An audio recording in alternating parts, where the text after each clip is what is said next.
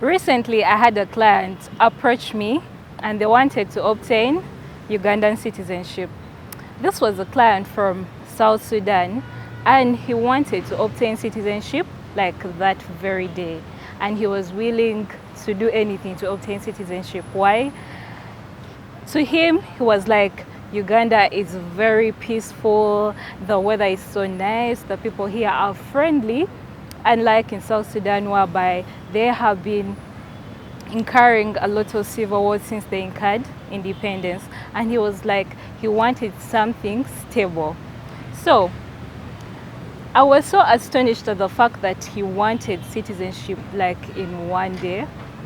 So like him, have you ever wondered how long it takes or how you can obtain citizenship in Uganda?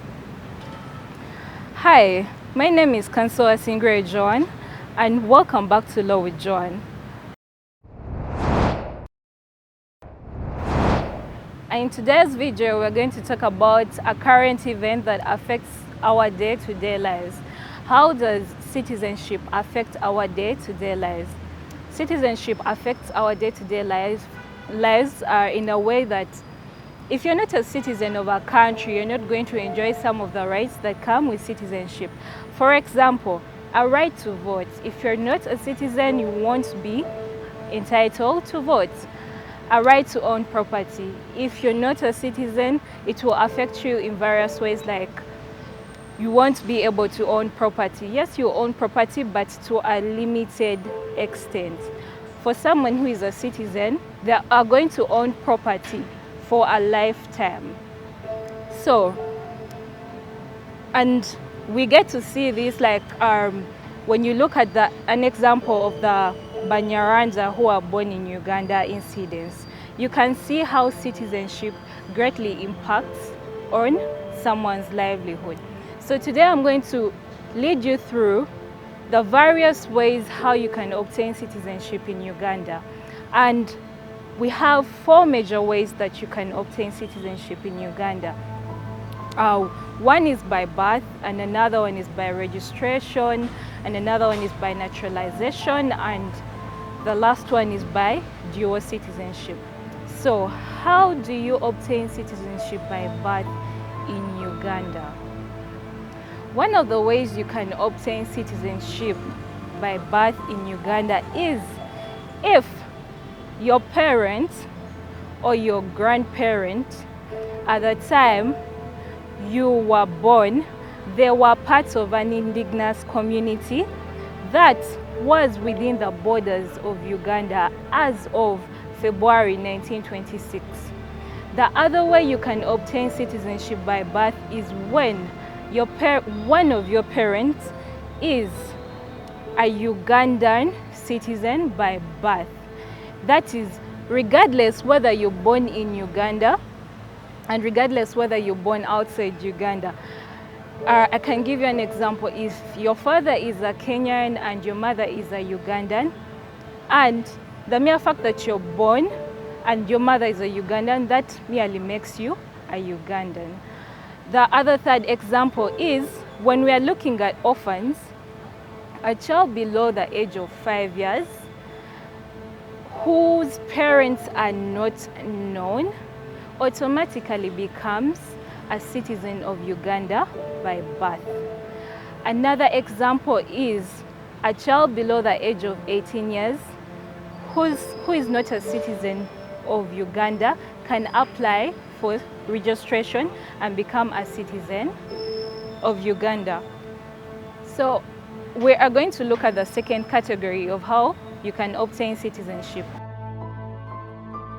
Here are the ways that you can acquire citizenship through registration.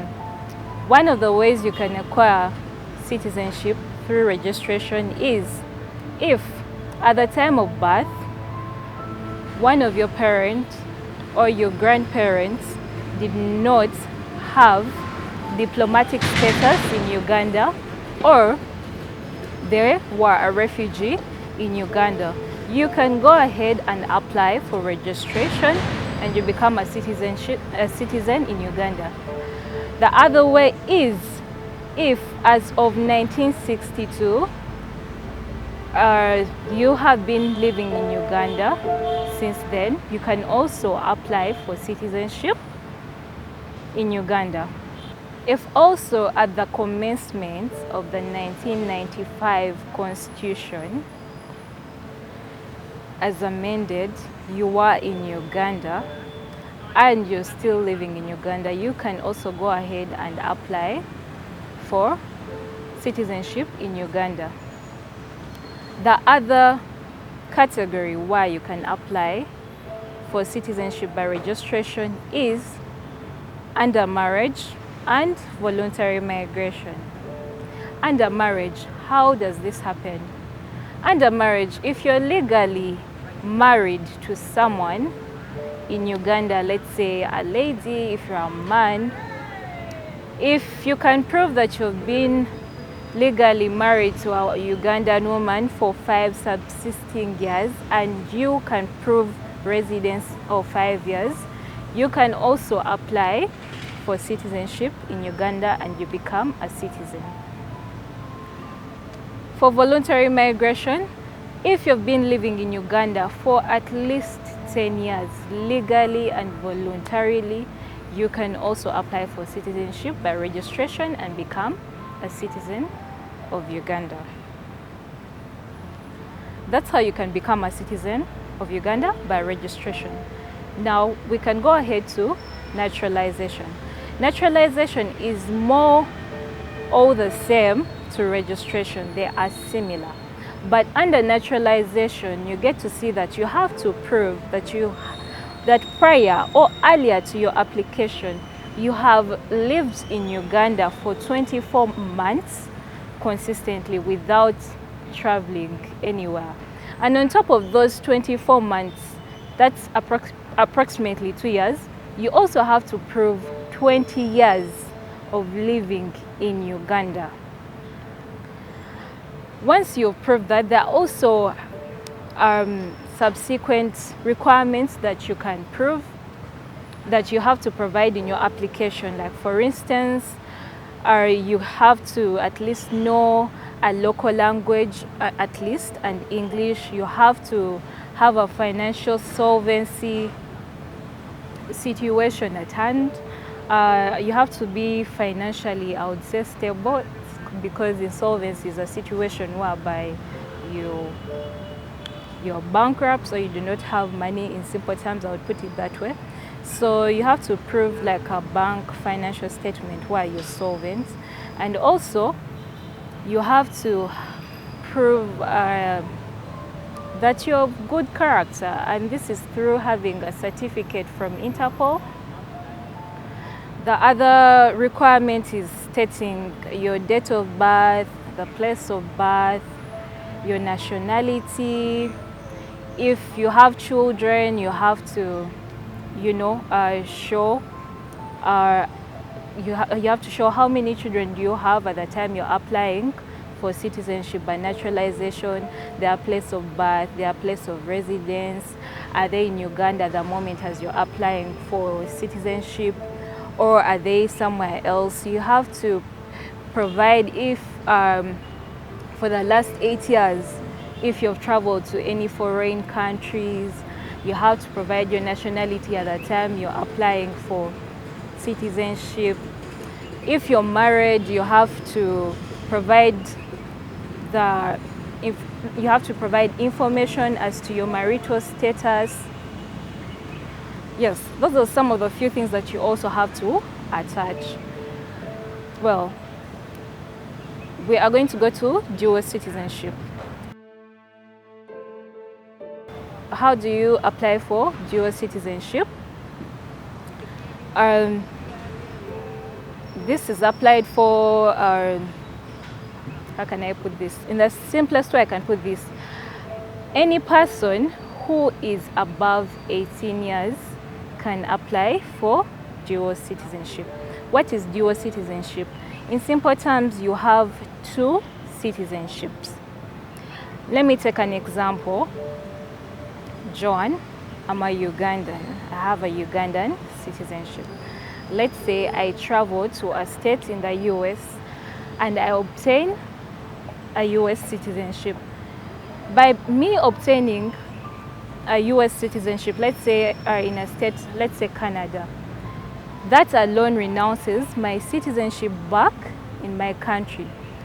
So I'm going to apply for dual citizenship since my citizenship of Uganda was renounced on obtaining citizenship in the US. So I have to apply in Uganda, and I also have to inform the state in the USA that I'm applying for dual citizenship. Both countries have to be aware, and also both countries under their laws, they have to be able to allow you to have dual citizenship. The same applies for a foreigner who comes to Uganda and wants to obtain dual citizenship. There are certain requirements you have to fulfill, and also your country back has to allow dual citizenship for you to obtain citizenship. The most major key takeaway from obtaining citizenship in Uganda is you really have to seek proper guidance from at least a lawyer or immigration officers. So many people have fallen prey to scammers who come and tell them that, you know what, I can get you citizenship in one day, and they create fake IDs, and at the end of the day your money is taken for no good reason. This is all I had for you today. If you're still listening, thank you so much.